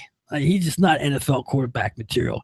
He's another quarterback who's going to run himself into injuries, and who's going to go with the Well, he's not a runner. He's going to be moving out of his pocket because what team he's going to go to is not going to be able to protect him. What's he going to go to, Oakland or Tampa? He's supposed to go first to Tampa. Tampa, right? So Mariota was going to go where, to Oakland? No, they're not going to take him. They got what's his name? They have the rookie Carr. Carr's brother. Yeah, Doug Carr brother. Yeah. So I can only figure this out. There's no way the Eagles going to pull this guy out of. I don't know how to get, unless they do like a draft day movie, a draft like that. Which is funny if you watch that movie to see how they pulled that off. I just watched it again over the week. Yeah, and I watched it a couple of times just for that back part when he did all that negotiating and back around. It was pretty good the way they pulled. I didn't understand some of it. That type of deal is the only way they're going to get up to get a quarterback like that. Yeah, have to give up 3 first rounders. Yeah, and can the Eagles give up 3 first rounders? Would a team be that bad that their first round is going to be relevant? I don't think so. If Mariota comes here, is he start right away? I don't know. If you trade and get Mariota, you need to get rid of Foles day one. Foles got to go in the package. Whatever deal is made, he goes in. You the have package. to move Foles. Yeah. So I don't know. It's what's going to happen here if he doesn't get this quarterback. Kelly might be here for a few years without his quarterback, out his system quarterback that he needs. And it'll be a good 5 years of just washed away, just competing. Because what people say and what he thinks if he's going to go through all this to get a quarterback, then he thinks Foles is not the guy. But I think he thinks Foles is not the guy because I don't think he thinks Foles can stay healthy. Might be a health problem with Foles. He's a little too tender. I mean, I'm all for getting Mariota, but I don't want to give up what it's going to take. I really. Once again, you come into the deal, the 76ers thing where, you give up everything to get him and build with him. And then in 5 years, you see what you have. You know, Well, The 5 NFL years is different from the NBA. 5 years, you better have something. 5 years in the league as a quarterback. the thing is, I look at draft picks and I say, well, how many of these first round draft picks are NFL players? When you do it right, all of them. Wow, doing it right. Well, but you can't just say, "Oh, well, we traded 3 first rounders because we know we're going to blow them anyway." You can't say that. You have to assume you're going to do your job and get the right guy. If I'm Kelly, I'm looking in the draft into the second, third round for the same type of quarterback. I'm going to mold the guy. I'm not going to go for the big name, the guy that's out there that everybody wants. Yeah, but there's no one that is Marcus Mariota. There is no one that's like that. There was, they'd be top 10 picks too. We don't know about that person yet. It's like they didn't know about Tom Brady, didn't know about Wilson. Yeah. You know what I mean? There's those players show up. You know, it looks like yeah, we could talk all day long about quarterbacks, first round quarterbacks that make it in the NFL. Mm-hmm. I mean, right now there's a bunch of them in there, but are they making it though? We don't know yet. You don't know if Bridgewater is going to make it. Who's the guy for Jacksonville? Good quarterback? Yeah. Oh man, he's got a good year this year. He did not have a good year. Bortles. No, Bortles. No, He didn't I'm have a not good thinking year. Bortles. I'm thinking the other guy. Whatever. The point being, at the end of the day, you Bortles need can play though. He can, but he's got an awful sporting cast. That's another problem too. That's you at don't the have end of the receivers. day, Unless you're Brady, you don't have receivers. you need to look at what is the most important need to address on this team. You can win with Foles for right now, but you need to get. You need the other positions are more important. The other positions are more defensive important. backs. They signed 2 free agents. Yeah, technically you can win with Foles, and because they have, and they went to the playoffs with Foles. But and I think again, I'm the person. I don't want to give up the farm for Mariota. No. But if this is Chip Kelly's system, and this is the guy he handpicked of all the recruits in college, because this is the perfect guy for him, and you have even a slight chance to get him here, I mean, it's hard to argue against doing it. I need to know that Mariota's smart. That's Well, what I Chip wanna know. knows more than we do. Well, I know he does. Whatever. Evidently, he is. I need a smart quarterback. I want a quarterback that's just not talented. I want one who can think the game out. That's what's key here. That's what's key about a quarterback position. As unlike any other sport, he controls the entire game, the offense. Another sport has one player really controlling, like a quarterback does on the offense. I didn't think like he thinks. I didn't think like his coach was, or think what he's going to do before his coach even tells him. You know, like the Brady Manning type thing. That's what you have to find out. I mean, Mariota's out here running down in the combines, running how fast, how straight, how nice his snap is, how his 3-step drop, and the way he rolls out of the pocket. I don't give a shit at a combine. I want to see when he has like 400-pound guys running at him, ready to smash him in the ground. That's what I want to see. And the combines do nothing for me. No. I always thought they were just a media ploy. Combine. I mean, no. What the combine has is place because it is good to know how fast somebody is, how tall, all their official things. Yeah. That's fine. But when somebody goes from I've never heard of you to top 15 pick solely because of the combine, that is idiotic. Right. It never pans out. I want to see it. With combine, let the top 2 linebackers in the NFL plaster you a couple times, then put you behind center and see how you take the snap. Mm-hmm. See if everything's okay. To me, that's a combine. That's what I call it. It's what combines become. Watching it. What I did watch yesterday of it was, it's the fans there. They're paying to get in. It's like my brother watches it all. He'll DVR it and watch it later. Yeah, I mean, dead serious. He does. There's fans cheering, and it's like they made it into a moneymaker. They did, of course. NFL's the best at making money, man. They make money. If the major league could sell tickets to the winter meetings, I'm sure that would sell out too. People just want to be around it. They want to see it. Not like it's funny. Like the movie Draft Day. You look at that movie. That's true. I mean, it's not true. They feel that. So no, wait a minute. I'm saying it's true. I say it's true about how people fill the stadium. Oh yeah, of course. Now I would love to go to the draft. Now I watched that movie, and you have to be in conjunction with the NFL there a little bit. Oh yeah, they had a working. Yeah, it was a whole. Yeah, of course. Goodell was there. Yeah, and that's what I'm saying. Yeah, the whole movie seemed like that's what I didn't like about the movie. I didn't like about the movie because the NFL was, it's almost like they're using reality with movies, because. Well, that movie wouldn't have worked without the NFL. It would have been awful. Yeah, I'm saying not you could have used the NFL, but they actually used real NFL people. Like Goodell should have been a character, like the rest of the people were. When he used Goodell was Goodell. But I'm saying he wanted like Commissioner John Smith or something. They wanted a fictional commissioner to act somebody else. Well, Mike, the rest of the show was actors. The rest of the movie was all actors.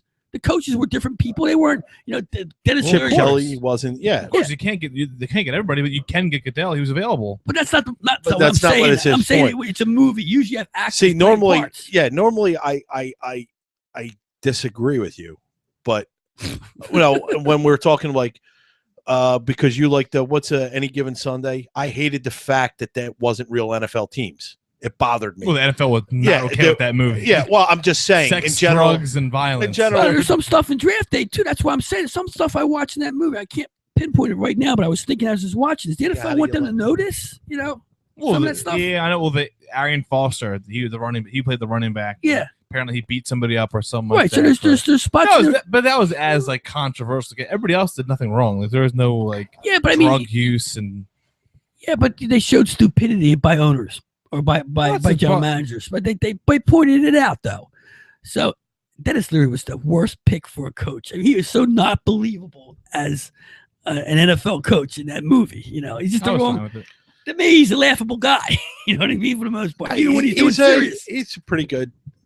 I mean, like Rescue Me wasn't. Yeah, it but was, he looks more like a fireman than he looks like an NFL coach. That's for sure.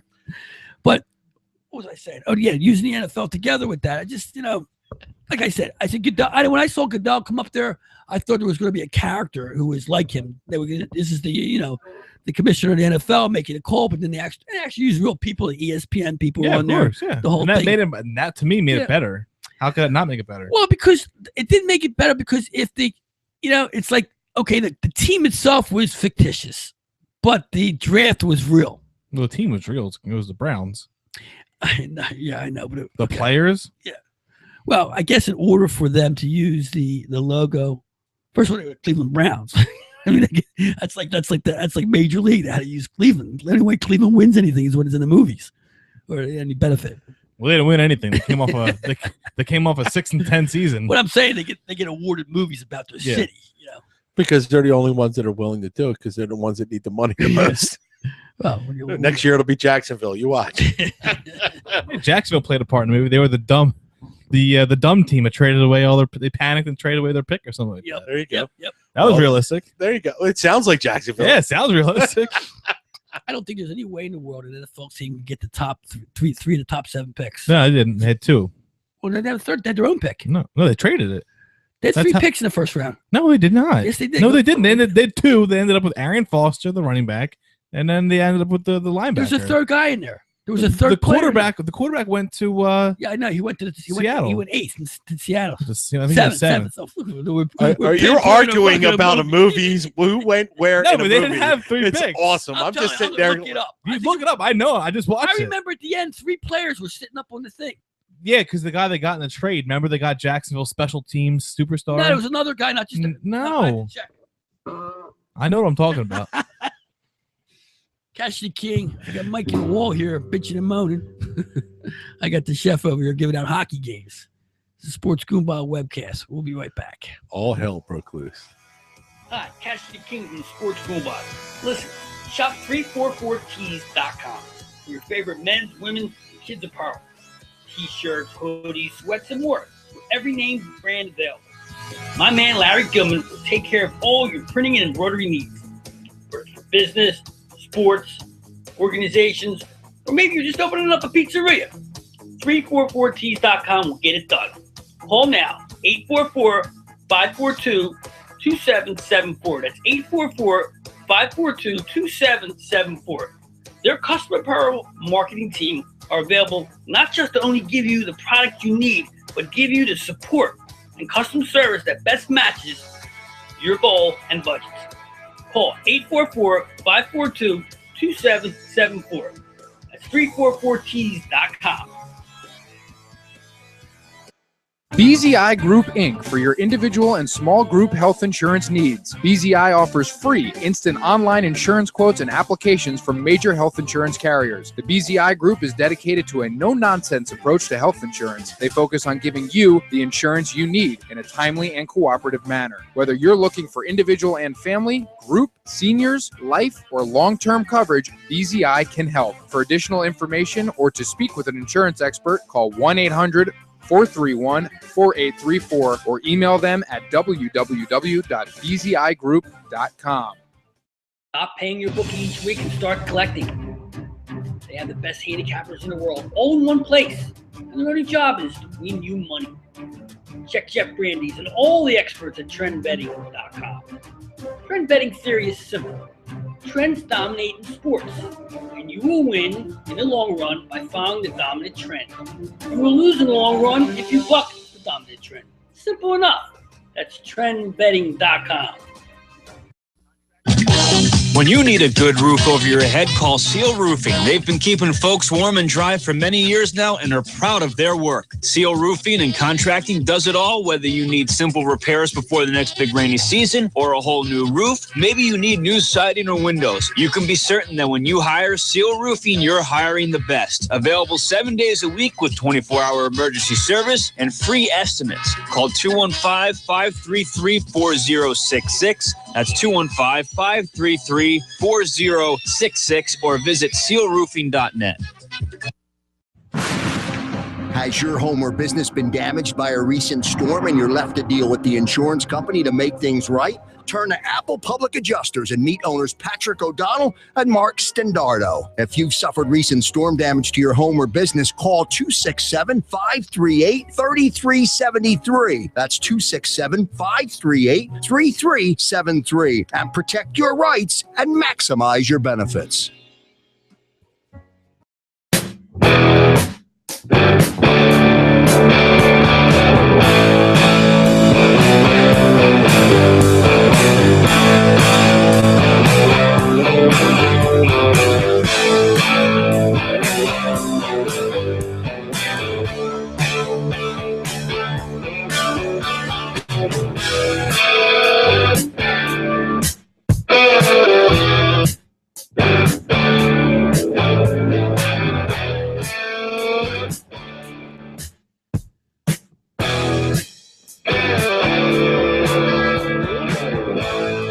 Sports Goombahs, catching the king here.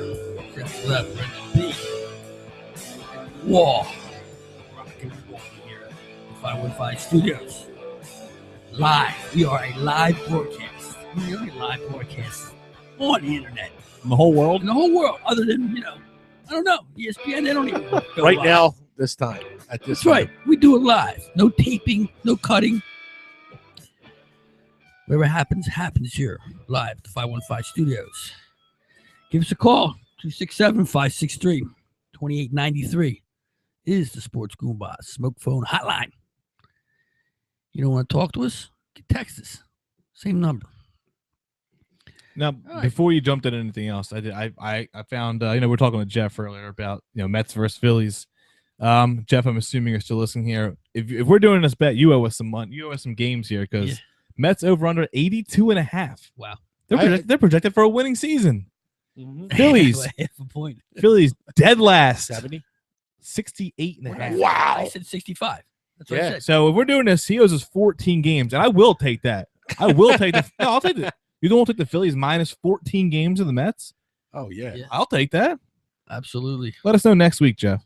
Yeah. We're challenging you. That's surprising. I mean, he ain't gonna get 14 games. It's the lowest. We are the lowest projected win total in the whole league. In the whole league. The whole league. They're the worst team in baseball. Yeah. Well, they had the. I found a website here, VegasInsider.com, with the. That's my place. Is it really? Always go there. Odds to win a 2015 World Series. Nationals are the favorite.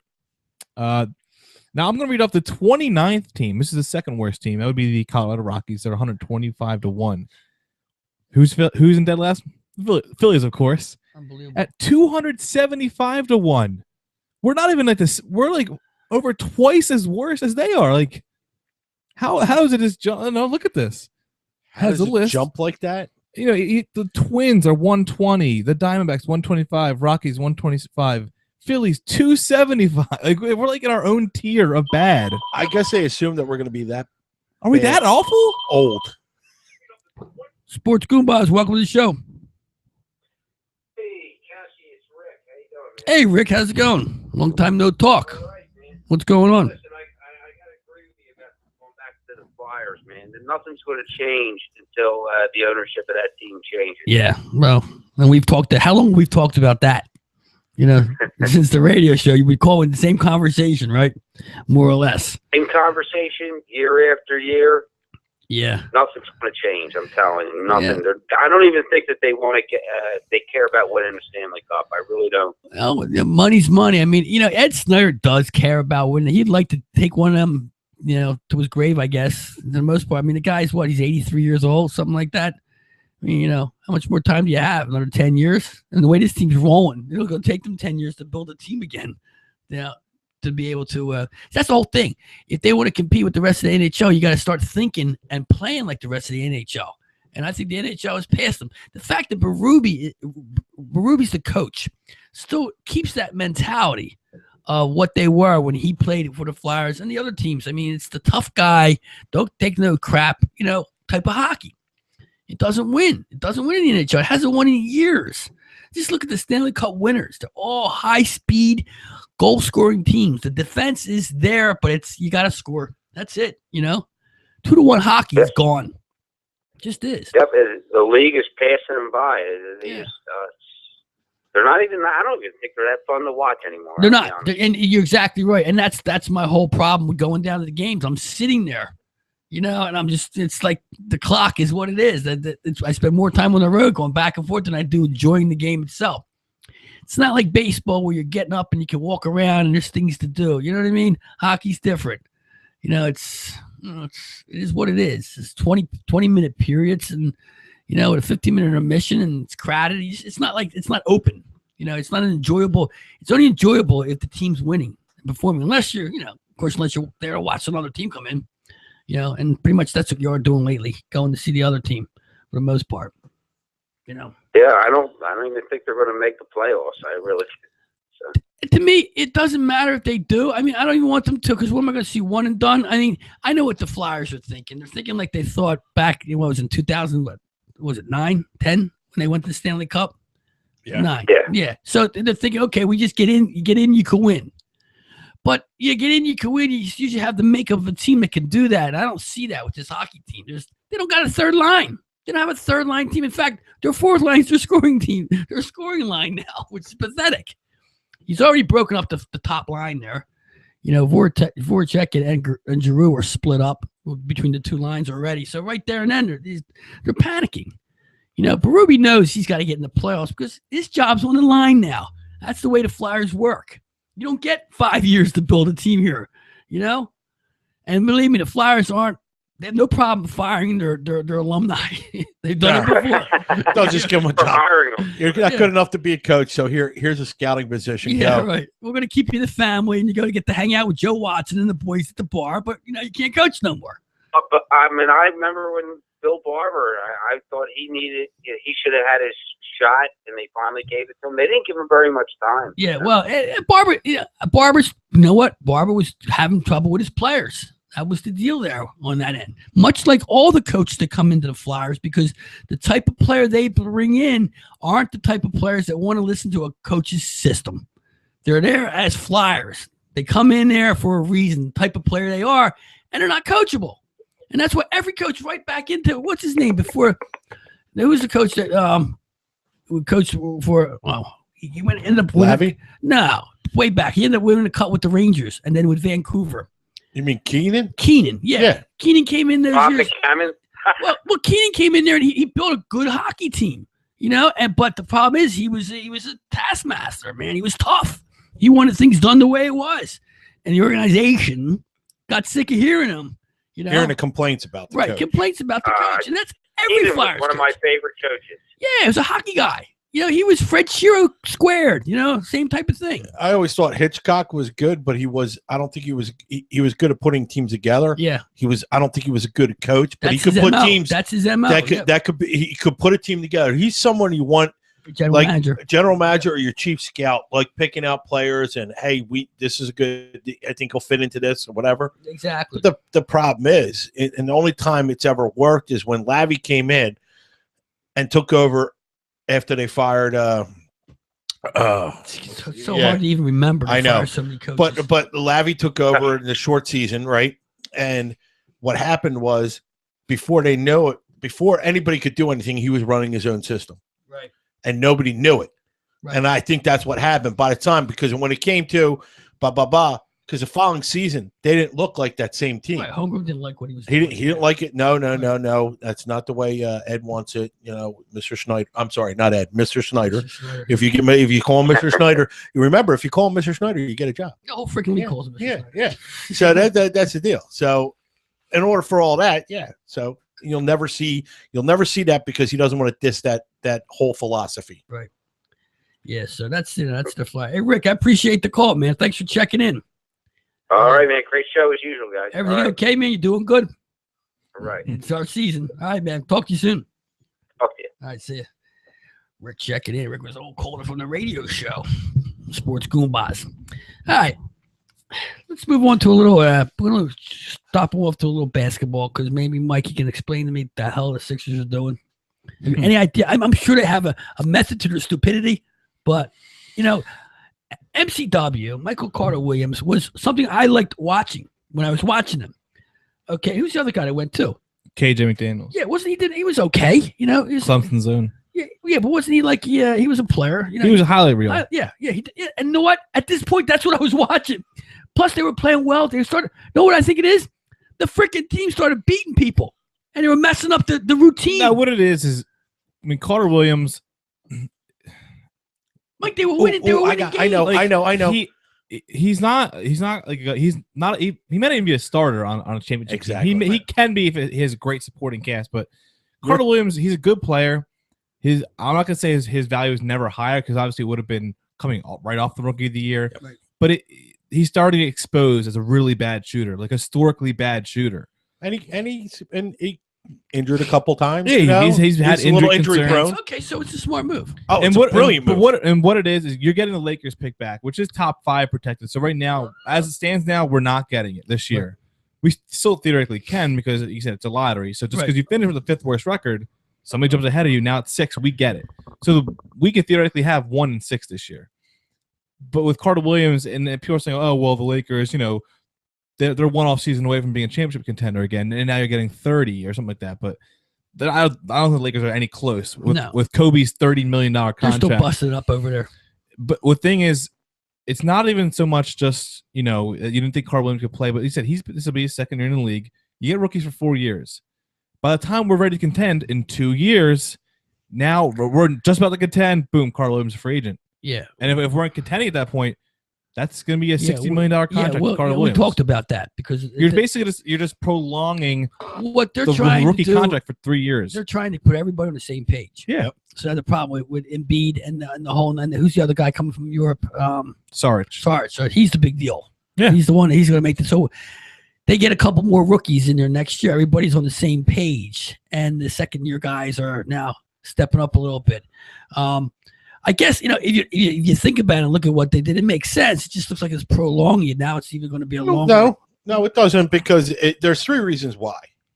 And like he said, reason one, he's just going to be a slightly, I think, because of his exposure. You made it right there. You said it right away. He's going to be a slightly better than average player anyway. And he has big like clout right now. He's Rookie of the Year. You can sell that. You can make it out to be pound your chest bigger than it really is. That's one reason.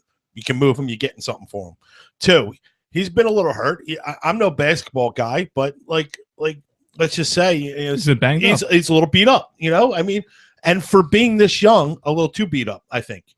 And 3, he will be on his decline by the time in 4 or 5 years now, when you are ready to make your run. And everything pulls together in 4 years. Look at this plan. In the NBA nowadays, it's all the rookies 19 years old, 1 year out of college, maybe 20. He wasn't a young rookie. He came in at 22. Yeah. So he's already almost like 24 now. So, in 3 years ready to complete 27, 28. Yeah, I mean, that's when you're getting to where it's not, I think it's great. He's already going to have to spend, going to spend the money to re-sign him. I think that was a great move. The KJ McDaniels, of course, it hurts me personally as a Clemson fan, but I understood that one again as well, because when you're a second-round pick, you can get the non-guaranteed 4-year contract, but the Sixers could pick it up, or you can do a 1-year that's it contract, and he chose to do that. No one does that, because when you're a second-round pick, you want security. Right.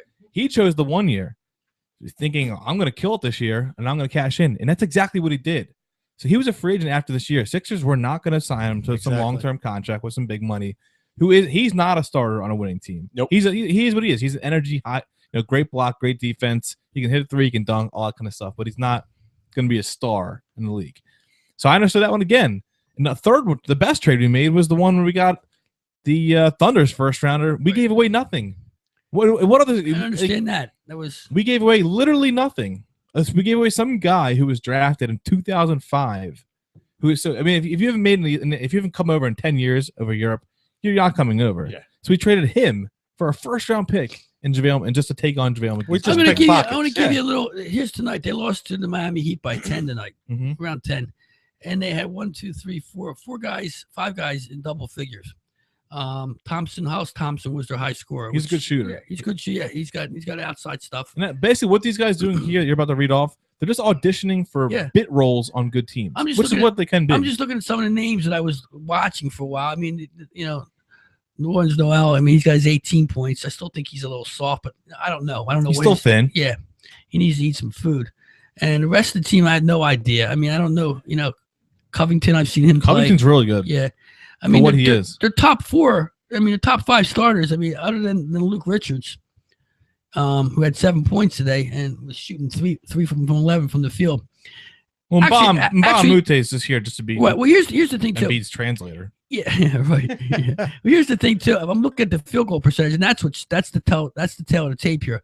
Other than Hollis Thompson, everybody else is shooting terrible. I mean, as far as they're taking a lot of shots and missing, that's why they lost the game by 10. They have like 4 guys who they literally just picked up like a week or 2 ago. They're on like 10-day contracts. Like Ish Smith, I saw showed up out of nowhere tonight. We have some guy from Penn State. You don't want a Penn State basketball player. You don't want that. And so we have some guy, I think his name's Collins or something. I don't even know what his name is. I mean, they took 33 pointers tonight. Yeah, that's the NBA. That's the NBA now. I'm just not. I can't believe that. That's the NBA. That's not. That's especially the young guys. I would. If you would ask me right now how many 3-pointers the team, I would have said 12, 15. No, not that's 30. Huh, unbelievable. Not these days. You a lot, but every team takes it. Yeah, I've seen that.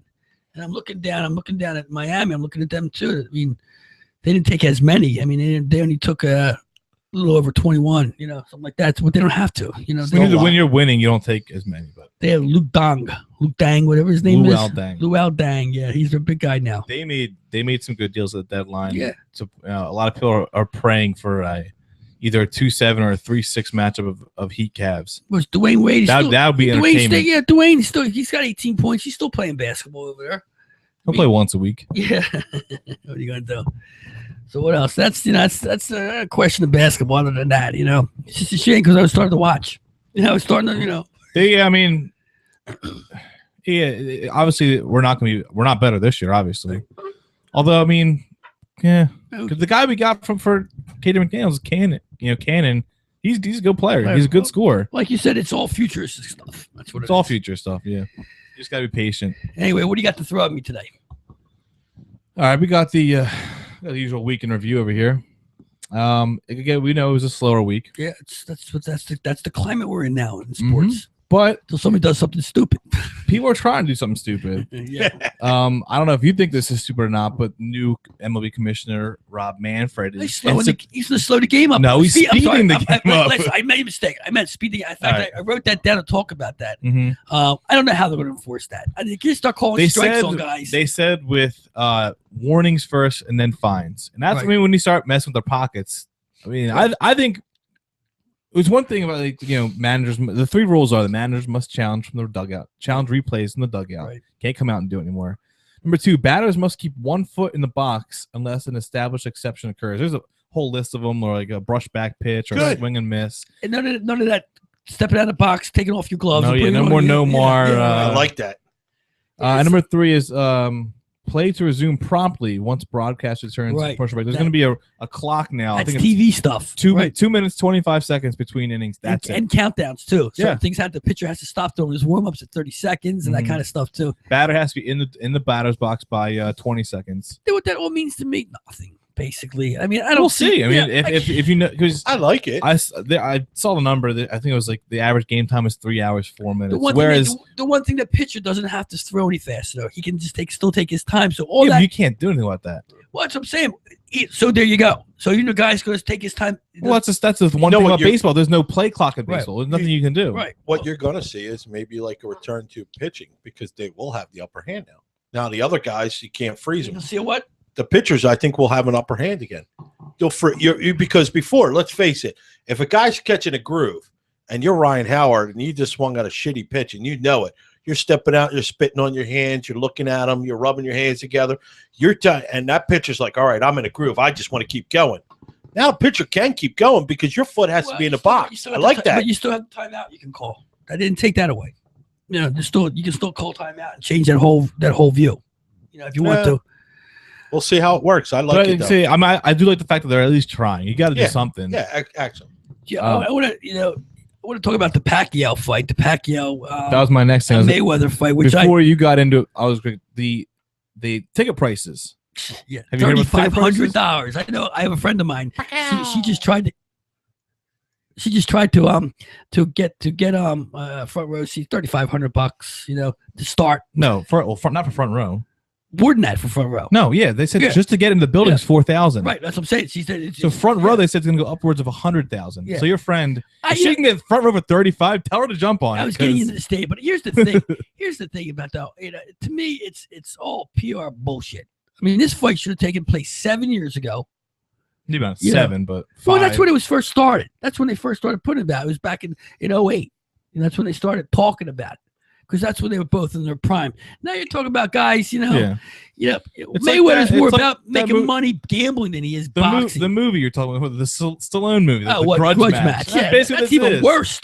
These guys are still. I know. I'm saying, but these guys, Pacquiao just got knocked out. His lore is gone. Like Mayweather hasn't knocked somebody out since 1999. Right. Every fight's this fight is not going to be a rock'em sock'em bang up. They're not going to beat the crap. It's going out of to each decision other. without a doubt. Yeah, and this is all disappointment, and this is all money making disappointment. That's about what they're going to make so much money, but it's.